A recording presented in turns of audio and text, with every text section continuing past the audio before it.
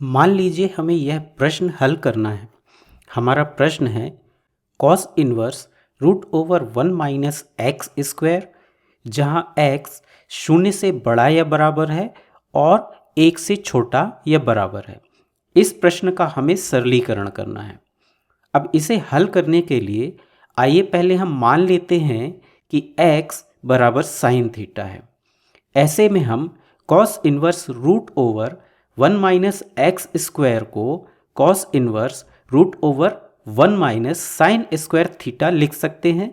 यहाँ हमने x को साइन थीटा माना है, इसलिए यहाँ पर हमने 1 - साइन स्क्वायर थीटा लिखा है। यहाँ हमने x को साइन थीटा से प्रतिस्थापित किया है।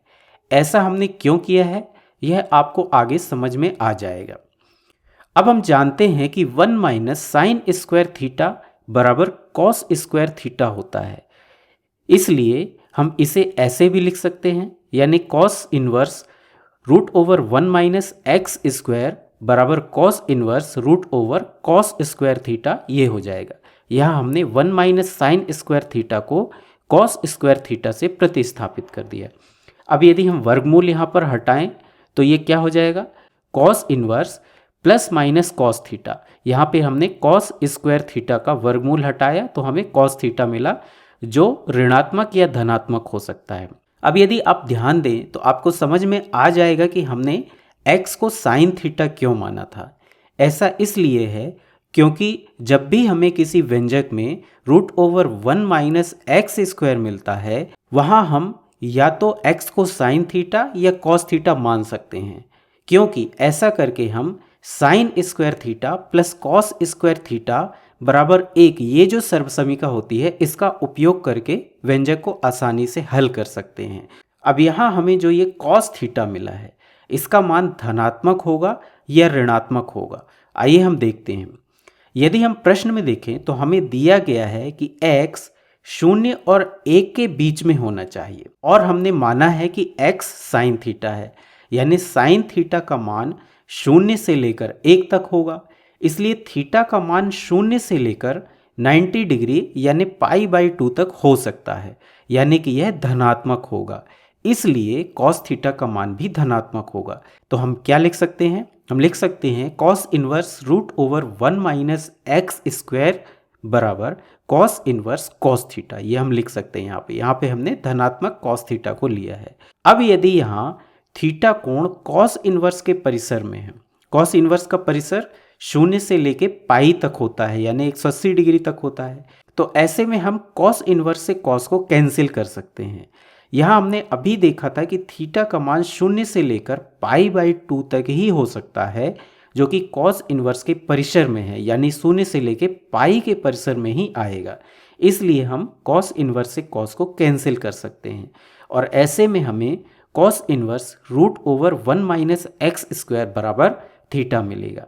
अब चूंकि हमने x बराबर साइन थीटा माना था, इसलिए थीटा बराबर साइन इन्वर्स x हो जाएगा, यानी कि हम cos inverse root over 1 - x² को साइन इन्वर्स x लिख सकते हैं। यही हमारा उत्तर है। आइए अब एक और प्रश्न हल करते हैं। मान लीजिए कि हमारा प्रश्न है tan inverse root over 1 + x² minus 1/x, जहाँ x 0 के बराबर नहीं है। इसका हमें सरलीकरण करना है। अब यहाँ हम x बराबर साइन थीटा या कॉस थीटा नहीं ले सकते हैं, क्योंकि इससे हमें प्रश्न को हल करने में तभी सहायता मिलती है जब प्रश्न में रूट ओवर 1 - x² हो। लेकिन इस प्रश्न में हमें रूट ओवर 1 + x² मिल रहा है, इसलिए यहाँ पर हम एक दूसरी त्रिकोणमितीय सर्वसमीका का उपयोग करेंगे। यहाँ हम x को tan थीटा मान सकते हैं। क्यों? क्योंकि हमें पता है कि 1 + tan स्क्वायर थीटा बराबर sec स्क्वायर थीटा होता है। ऐसे में हम व्यंजक को tan inverse root over 1 + x² minus 1/x, ये जो हमारा व्यंजक है, इसे tan inverse root over 1 + tan square theta minus 1/tan theta लिख सकते हैं। इसे यदि हम आगे हल करें तो 1 - tan स्क्वायर थीटा को हम sec स्क्वायर थीटा से रिप्लेस कर सकते हैं, यानी कि ये हो जाएगा tan inverse root over sec square theta minus 1/tan theta. यदि हम वर्गमूल हटाएं तो हमें क्या मिलेगा, tan inverse plus minus sec theta minus 1/tan theta. अब यहाँ जो हमें sec थीटा प्लस माइनस में मिला है यह क्या होगा, धनात्मक होगा या ऋणात्मक होगा, या दोनों हो सकता है। आइए इसे समझते हैं। हमने माना है कि x tan थीटा है, यानी कि हम थीटा बराबर tan इनवर्स x लिख सकते हैं। अब हम जानते हैं कि tan इनवर्स x इसका जो परिसर है वह -π/2 से लेकर +π/2 तक हो सकता है, यानी -90 डिग्री से +90 डिग्री तक हो सकता है। लेकिन प्रश्न में दी गई शर्त के अनुसार x शून्य के बराबर नहीं है, यानी कि x शून्य नहीं हो सकता, यानी कि tan थीटा शून्य नहीं हो सकता। अब चूंकि tan इनवर्स 0 बराबर 0 होता है, इसका मतलब है कि यदि हम tan इनवर्स x के परिसर में जो -π/2 से लेकर π/2 तक होता है इसमें शून्य वाले मान को छोड़ दें तो इस परिसर के भीतर बाकी सभी मान थीटा के मान हो सकते हैं, चाहे वह ऋणात्मक हो या धनात्मक हो।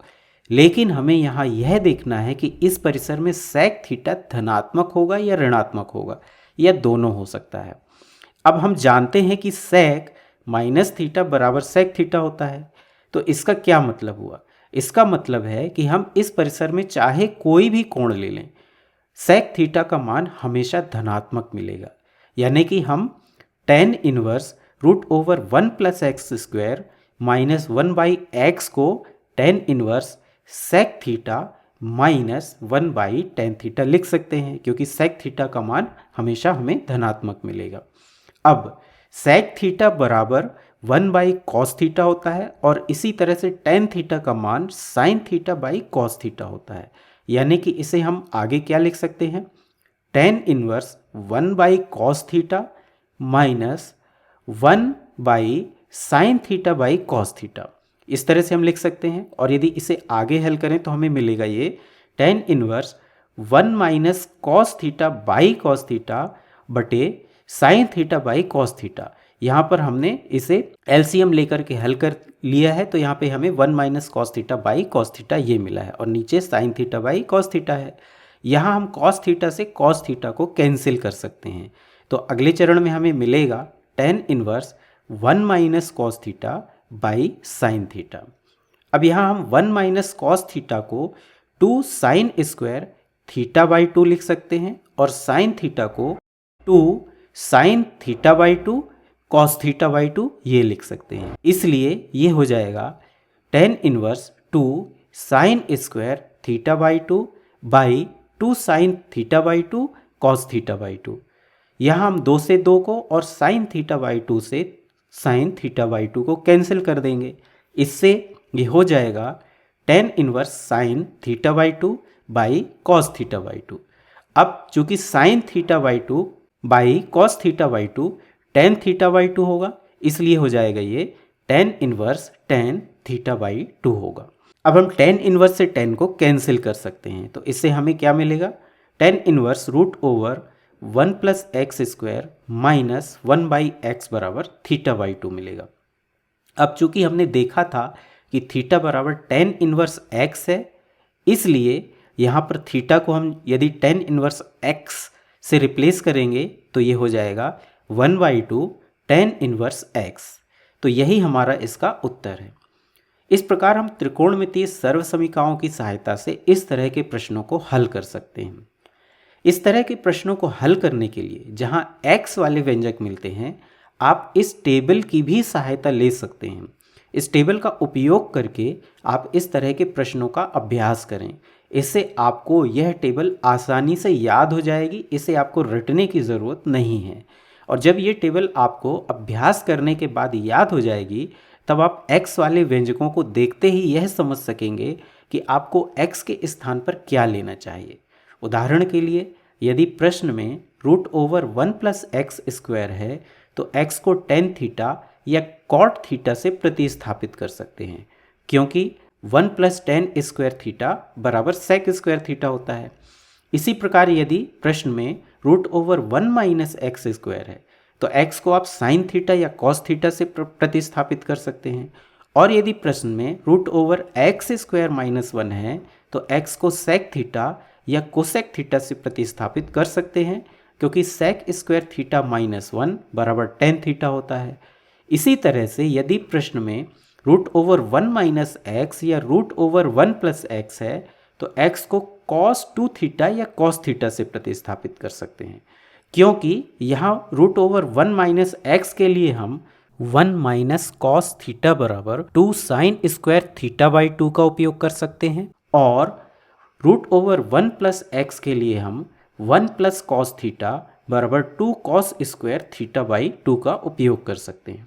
इनका उपयोग करके हम प्रश्न से वर्गमूल को आसानी से हटा सकते हैं और इस तरह के प्रश्नों को आसानी से हल कर सकते हैं।